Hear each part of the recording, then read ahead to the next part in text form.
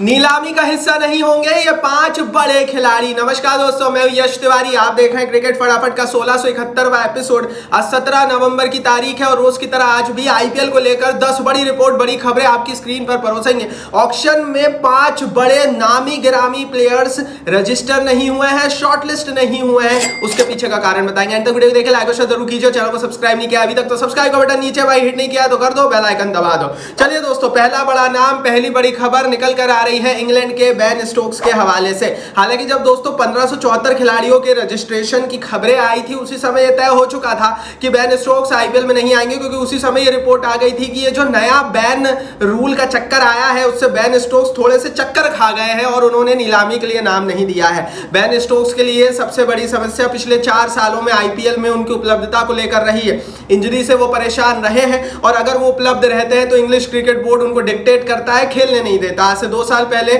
जब वो आईपीएल में थे, चेन्नई की टीम का हिस्सा थे, तब वो कई मैचों में रिपोर्टेडली फिट थे, लेकिन इंग्लिश क्रिकेट बोर्ड का आदेश आ गया कि नहीं भैया, हम आपको खेलने की इजाजत नहीं देते। तो अंग्रेज इंग्लैंड से बैठकर अपने खिलाड़ियों को चलाते, स्पेशली बेन स्टोक्स को। इसका रीजन भी है, बेन स्टोक्स रिसेंटली दोस्तों इनके एक बड़े फॉर्मेट के बड़े कप्तान बने एंड अब इन पर नजर है पूरे इंग्लैंड के क्रिकेट बोर्ड की।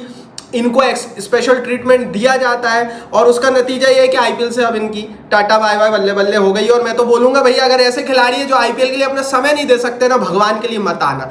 आगे बढ़ते हैं दोस्तों। दूसरा बड़ा नाम, दूसरे बड़े प्लेयर है कैमरन ग्रीन। पिछले साल हमें पता लगा कि इनको एक रेयर किडनी का इशू है, लेकिन ये वो कारण नहीं है जिसके चलते वो खेलने नहीं आ रहे हैं। कैमरन ग्रीन जो है वो शॉर्टलिस्ट नहीं हुए, ना ही रजिस्टर्ड हुए। रिपोर्ट ये है कि उन्होंने अपना नाम नहीं दिया है आईपीएल के लिए और इसका जो सबसे बड़ा कारण है वो है दोस्तों इनकी उपलब्धता। देखो यार, 2 से 3 सीजन ये खेल गए हैं, 17 करोड़ रुपए कमा चुके हैं। इनफ पैसा ये ऑलरेडी आईपीएल से निकाल चुके हैं। इन्हें पता है ऑक्शन में जाएंगे तो मुश्किल से 7-8 करोड़ में बिकेंगे।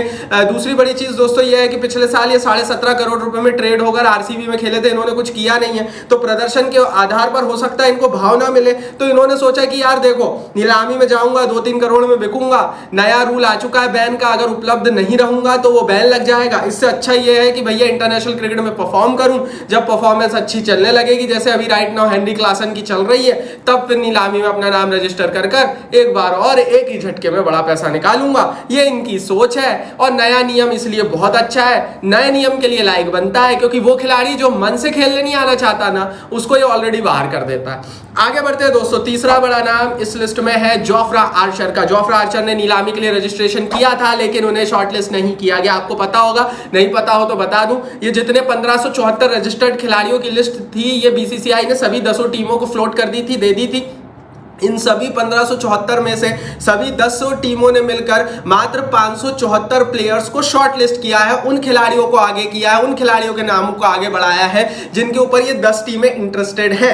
एंड क्योंकि शॉर्टलिस्टेड प्लेयर्स की लिस्ट में जोफ्रा आर्चर का नाम नहीं है, तो इतना क्लियर है कि टीमें इनको लेकर इंटरेस्टेड नहीं है। रीजन क्लियर है, इंजरी बहुत बड़ा इशू है। इंग्लिश क्रिकेट बोर्ड बहुत दबाव बनाता है, खेलने आने देता नहीं है। कुल मिलाकर अगर आपका प्लेयर इंजर्ड भी है, अगर इंजर्ड नहीं है तो ऊपर से उसको आदेश ही नहीं है खेलने के, तो भैया ऐसे प्लेयर क्या काम के। बहुत लंबा टाइम हो गया आर्चर आईपीएल में ऑन एंड ऑफ दिखे।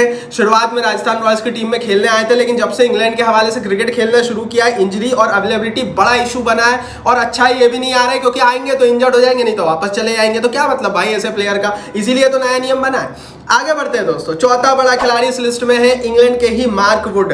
मार्क वुड ने पिछले साल काफी परेशान किया था लखनऊ सुपर जायंट्स की टीम के हवाले से। हमने देखा था कि किस तरह से मार्क वुड जो थे वो बिक गए थे, खेलने नहीं आए थे, बहुत पैसा दिया था लखनऊ ने, तो टीम की एक पोजीशन खराब हुई। फिर उनकी रिप्लेसमेंट के रूप में शमार जोसेफ आए थे। अब इस बार क्योंकि नया नियम आ गया, मार्क वुड को पता लग गया कि यार कोई मतलब नहीं है नीलामी में नाम देने से, उन्होंने रजिस्टर ही नहीं किया क्योंकि इंग्लैंड का भविष्य इंग्लिश क्रिकेट बोर्ड को मार्क वुड में दिखता है। इसीलिए स्पेशल प्रेफरेंस मार्क वुड को ये हमारा अंग्रेज क्रिकेट बोर्ड दे रहा है और इन सबका नतीजा यह है कि उनको खेलने की इजाजत लीगो क्रिकेट में, लीग क्रिकेट में बाकी जो नहीं है। और ऐसी परिस्थिति में आईपीएल में उनको इजाजत मिलती नहीं, तो उन्हें पता है भैया अवेलेबिलिटी का इशू है, तेज गेंदबाज है, इंजरी प्रोन है, टेस्ट क्रिकेट में फोकस है, इसलिए उन्होंने नाम नहीं दिया है। बाकी आना चाहिए इन्हें, नहीं आप बताओ कमेंट बॉक्स में। आगे बढ़ते हैं। 5वां बड़ा नाम भी इंग्लैंड से आता है, नाम है दोस्तों जो रूट। आप में से बहुत सारे लोग बोलेंगे कि धवन भी नहीं है, तो यार धवन इसलिए नहीं है दोस्तों क्योंकि धवन संन्यास ले चुके हैं और क्योंकि वो दुनिया की दूसरी लीगों में जाकर खेल चुके हैं, तो प्रैक्टिकली अब वो आईपीएल से भी संन्यास हो चुके हैं। वो आईपीएल में नियम अनुसार अब नाम नहीं दे सकते, लेकिन रूट दे सकते थे।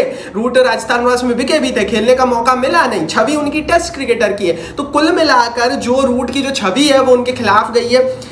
मुझे नहीं पता उन्होंने रजिस्टर किया था या नहीं, लेकिन शॉर्ट लिस्ट तो वो नहीं हुए। इसका मतलब साफ है कि टीमें उनके लिए इंटरेस्टेड नहीं है। जो पहले भी वो बिके थे आज से 2 साल पहले, तो भी वो 1 या 2 करोड़ में अपनी बेस प्राइस पर ही बिके थे। टीमों ने बिडिंग नहीं की थी, क्योंकि आपकी छवि टेस्ट क्रिकेटर की है तो आपको क्यों भाव मिलेगा भाई। हमने पहले भी देखा है, चेतेश्वर पुजारा बड़े टेस्ट क्रिकेटर रहे, आईपीएल में कभी भाव नहीं मिला। तो यहां पर सीधी बात है, छोटे फॉर्मेट का क्रिकेटर चलता है और इसीलिए रूट को भाव नहीं मिला, जो कि इंग्लैंड के शायद one of the biggest players में से एक है मॉडर्न जनरेशन में। हालांकि ये 5 प्लेयर्स आ नहीं रहे हैं, इनके अलग अलग रीजन है, लेकिन लाइक बनना चाहिए अपने नए नियम के लिए जो बीसीसीआई ने बनाया है ना, बैन करने का बेस्ट रूल है। हालांकि दोस्तों लाइक तो आप करेंगे ही। टेलीग्राम और इंस्टाग्राम दोनों की लिंक मैंने नीचे डिस्क्रिप्शन बॉक्स में डाल दी है। इंस्टाग्राम पर हर रोज 1 मिनट का क्रिकेट क्रंच कंटेंट, ऑक्शन से जुड़ी हुई अपडेट आपको मिलती है, तो मजा आ जाएगा। इंस्टाग्राम पर ज्वाइन करो। और वहीं दूसरी तरफ टेलीग्राम पर दोस्तों लाइव चलेगा ऑक्शन, डिस्क्रिप्शन बॉक्स में लिंक है। आगे बढ़ते हैं, छठी बड़ी खबर की दोस्तों ऐसे बात करते हैं। ये रिपोर्ट आ रही है दोस्तों आईपीएल में ओल्ड प्लेयर्स के हवाले से। देखो यार, हर साल आईपीएल में हम देखते हैं कि नीलामी में ओल्ड प्लेयर्स,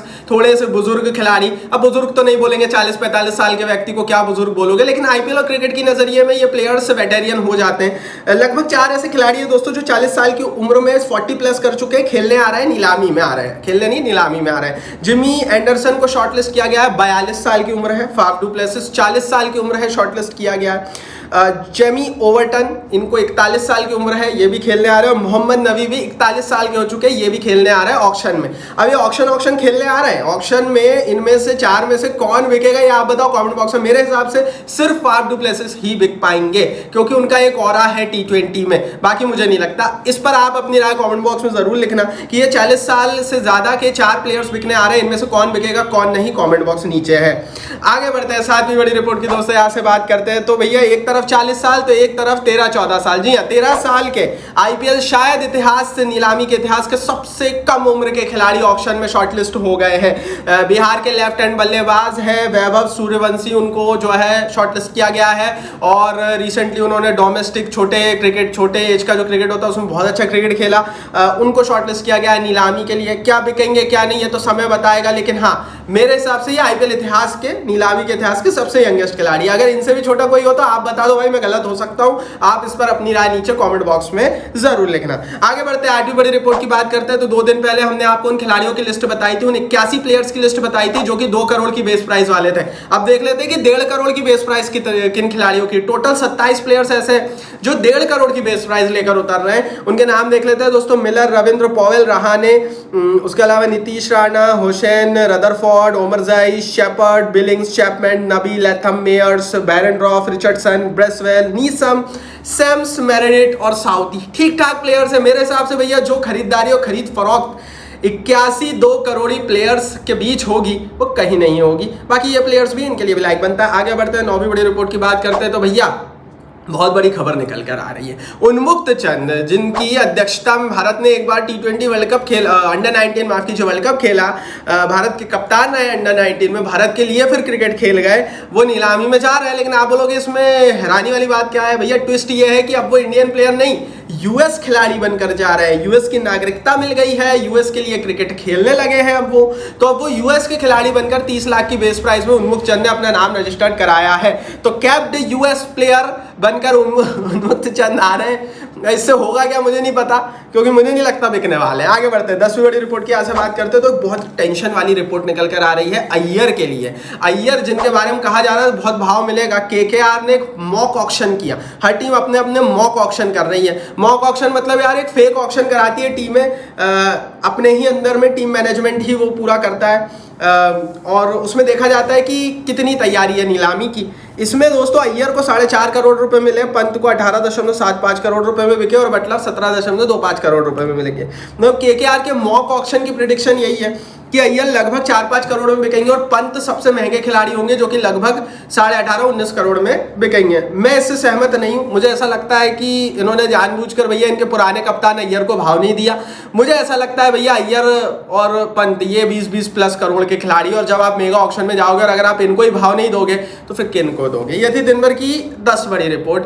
बाकी टेलीग्राम और इंस्टाग्राम के लिंक डिस्क्रिप्शन बॉक्स में ज्वाइन कर लो। इस वीडियो को लाइक और शेयर कर दो और चैनल को सब्सक्राइब अभी तक नहीं किया तो भाई सब्सक्राइब का बटन भी नीचे हिट करके बेल आइकन दबाओ।